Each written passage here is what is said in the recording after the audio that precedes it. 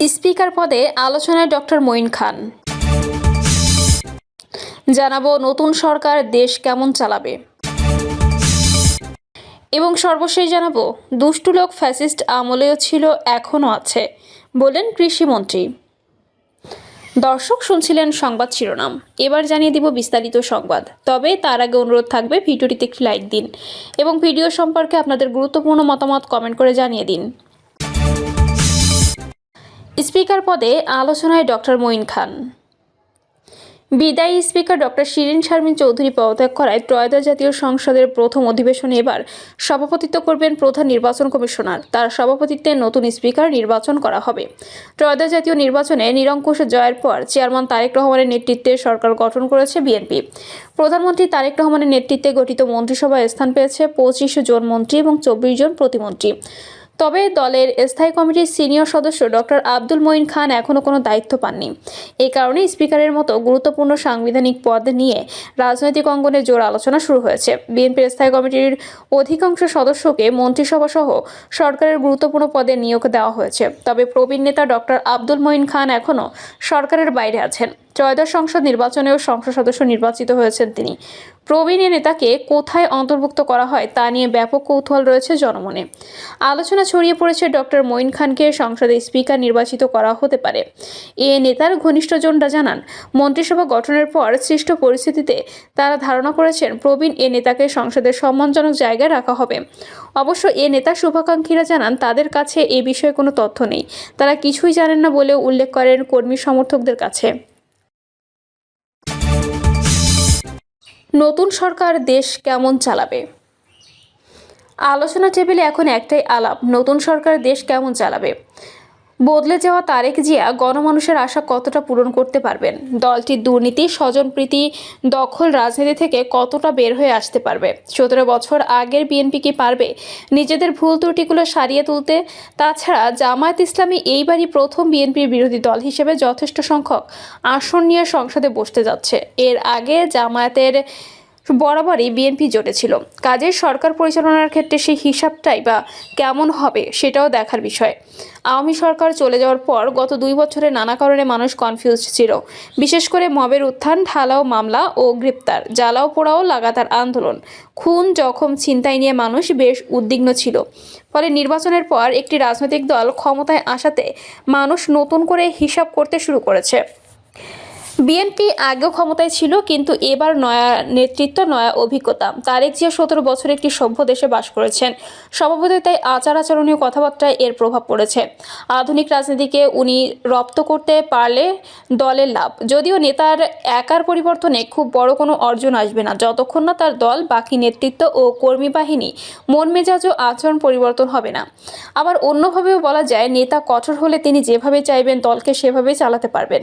বিএনপির সামনে এবার বড় নজির আওয়ামী লীগের 17 বছরের শাসন। এই শাসনের মন্দ দিকগুলো খুঁজে বের করে সেই পথে না যাওয়াটাই সবচেয়ে সহজ ও বুদ্ধিমানের কাজ হবে। দুর্নীতি ও শাসন আঁকড়ে রাখার অভিযোগ আছে আওয়ামী লীগের বিরুদ্ধে, কাজেই সেদিকে দৃষ্টি দেয়া জরুরি। আমরা সবসময় চাই সরকার জনগণের প্রতি দায়িত্বশীল ও জবাবদিহিমূলক হবে এবং জনগণের অধিকারকে সবচেয়ে বেশি গুরুত্ব দেবে। বিচার বিভাগ, প্রশাসন, গণমাধ্যম ও অন্যান্য প্রতিষ্ঠানকে স্বাধীন ও রাজনৈতিক প্রভাবমুক্ত রাখতে হবে। জানি এই সব দাবি খুব সহজে অর্জিত হওয়ার নয়, তবে মুক্তিযুদ্ধ, বঙ্গবন্ধু সহ জাতীয় 4 নেতা ও অন্যান্য মুক্তিযোদ্ধাদের হারানো গৌরব ফিরিয়ে আনার কাজটা খুব কঠিন হবে। মুক্তিযুদ্ধকে পাশ কাটিয়ে এদেশে যে রাজনীতি করা যাবে না, গেল নির্বাচনে তা মানুষ প্রমাণ করেছে। বাংলাদেশের জন্য রিসেট বাটন নয়। যদি তাই হতো তাহলে পুরনো দল বিএনপি নিরঙ্কুশ সংখ্যাগরিষ্ঠতা নিয়ে জয়ী হতো না। পাশাপাশি মব নিয়ন্ত্রণ, জঙ্গিবাদী তৎপরতা বন্ধ, নারীর অসম্মান রোধ করা, নারীর জন্য নিরাপদ পরিবেশ নিশ্চিত করা, আইন শৃঙ্খলা বাহিনীর হারানো ইমেজ পুনরুদ্ধার করা, রাস্তায় আন্দোলনরত ছাত্রছাত্রীদের পড়ার টেবিলে ফিরিয়ে নেওয়াটা খুব জরুরি। গত 2 বছরে অনেক কিছু দুর্বল হয়ে গেছে, বিশেষ করে আইন শৃঙ্খলা পরিস্থিতি। দীর্ঘমেয়াদী সামাজিক অস্থিরতা মানুষের সহমর্মিতা ও সংবেদনশীলতা কমিয়ে দেয়, অর্থাৎ ডিসেনসিটাইজেশন তৈরি করে, যার ভুক্তভোগী আমরা সবাই। যেহেতু সমস্যা অনেক, তাই নতুন সরকারকে অবশ্যই প্রায়োরিটি ঠিক করে নিতে হবে। শিক্ষার সুষ্ঠু পরিবেশ ফিরিয়ে আনা এরই মধ্যে খুব জরুরি। শিশু থেকে তরুণ সবাই পড়াশোনার দিক থেকে ইন্টারেস্ট সরে গেছে। পড়াশোনার পাশাপাশি চাই সহবত ফিরে আসুক। তারুণের উদ্যম থাকবে, আনন্দ থাকবে, সৃষ্টি থাকবে, রাজনীতি থাকবে, কিন্তু বেয়াদবি নয়। এর বাইরে নতুন সরকার আরও অনেক প্রায়োরিটি আছে, থাকবে, কিন্তু পা ফেলতে হবে সাবধানে, কারণ চারিদিকেই গর্ত। আমরা নিজেদের চিনি, অপরিমিত সুযোগ পেলে আমরা কেমন হয়ে যাই তাও জানি। জানি কিভাবে ক্ষমতার কাছাকাছি যেতে হয় এবং ক্ষমতাসীন ব্যক্তির চোখ কালো কাপড়ে ঢেকে দিতে হয়। এমনভাবে তার সামনে বাস্তব পরিস্থিতি তুলে ধরা হয় যা ভুল ও সাজানো।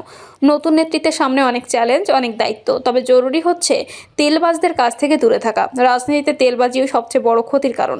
তেলবাজি এমন একটি রাজনৈতিক প্রথা যেখানে কিছু মানুষ তাদের নেতা বা নেত্রীর অতিরিক্ত প্রশংসা করে, অন্যায় সমর্থন ও ভক্তি দিয়ে নেতা বা নেত্রীর ভুল কাজ বা ভুল সিদ্ধান্তকে বাস্তবায়ন করানোর চেষ্টা করে।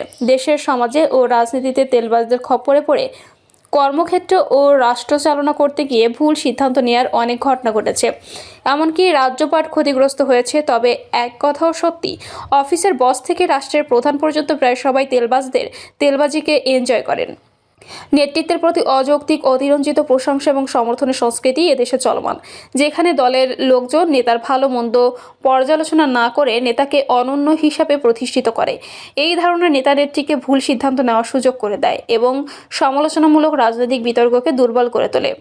এতে সমালোচনা করার পথ রুদ্ধ হয়। নেতৃত্বের ভুল সিদ্ধান্তকে কেউ সমালোচনা করে না বা করতে চায় না, ফলে কোনো প্রশ্ন তৈরি হয় না। নীতি নির্ধারণে ভুল সিদ্ধান্ত জনগণের জন্য ক্ষতিকর হলেও পাশ হয়ে যায়।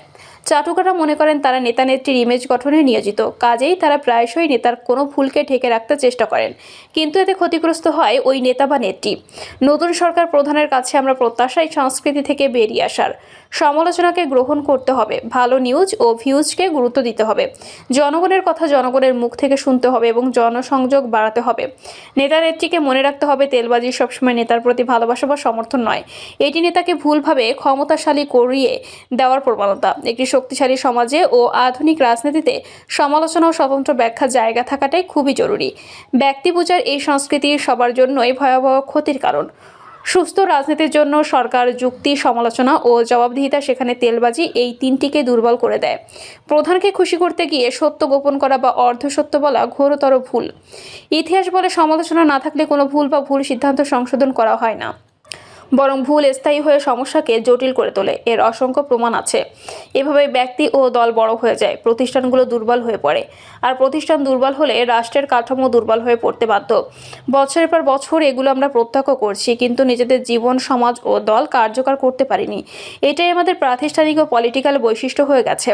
এর ফলে কর্মক্ষেত্রে যোগ্যতার বদলে আনুগত্য মূল্য পায় এবং মেধাবীরা নিরুৎসাহিত বোধ করে। শুধু রাজনৈতিক সেক্টরে নয়, তেলবাজি চলে সর্বত্র। যারা কোনো কারণ ছাড়াই ক্ষমতাধর ব্যক্তির অতিরিক্ত প্রশংসা করেন, অথবা প্রশংসা করে ফায়দা অর্জন করতে চান, বা প্রশংসা করার যোগ্য না হলেও প্রশংসা করেন, এটা তাদের এক ধরনের আচরণ প্রবণতা। মানুষ উপরের নির্দেশে অনেক সময় নিজের নৈতিক বোধকে উপেক্ষা করে। যেহেতু আমাদের মতো সমাজে রাজনৈতিক সম্পর্ক ব্যক্তিগত সুবিধা ও পৃষ্ঠপোষকতার উপর দাঁড়িয়ে থাকে, কাজেই রাজনৈতিক সম্পর্ক তৈরির সময় সচেতন হতে হবে। বুঝতে হবে এই ব্যক্তি বা প্রতিষ্ঠান কেন অপরিমিত প্রশংসা করছে বা সুবিধা দিচ্ছে। অর্থনৈতিক প্রবৃদ্ধি, নগরায়ন, প্রযুক্তিগত বিস্তার এবং বৈশ্বিক সংযোগ সবকিছু মিলিয়ে রাষ্ট্র পরিচালনার চ্যালেঞ্জ বেড়েছে। বিদেশি রাষ্ট্রগুলো যার যার এজেন্ডা নিয়ে এগিয়ে আসছে, সেখানে বাংলাদেশের স্বার্থকে প্রথমে রেখে দেন দরবার করাটাও বড় চ্যালেঞ্জ হবে নতুন সরকারের পক্ষে। নাগরিক হিসেবে আমাদের প্রত্যাশা উন্নয়ন, ন্যায়, নিরাপত্তা ও মর্যাদাপূর্ণ জীবন। বাংলাদেশের মানুষ অনেক কিছু চায় না, শুধু চায় শান্তি, নিরাপত্তা, সামাজিক অস্থিরতার অবসান এবং দুই বেলা খাওয়ার সংস্থান। নতুন সরকার সফল হোক, এই আমাদের প্রত্যাশা। প্রিয় দর্শক, এই ছিল এখনকার সর্বশেষ সংবাদ। আপডেট সব সংবাদ পেতে চ্যানেলটি সাবস্ক্রাইব করে বেল আইকনটি ক্লিক করে রাখুন।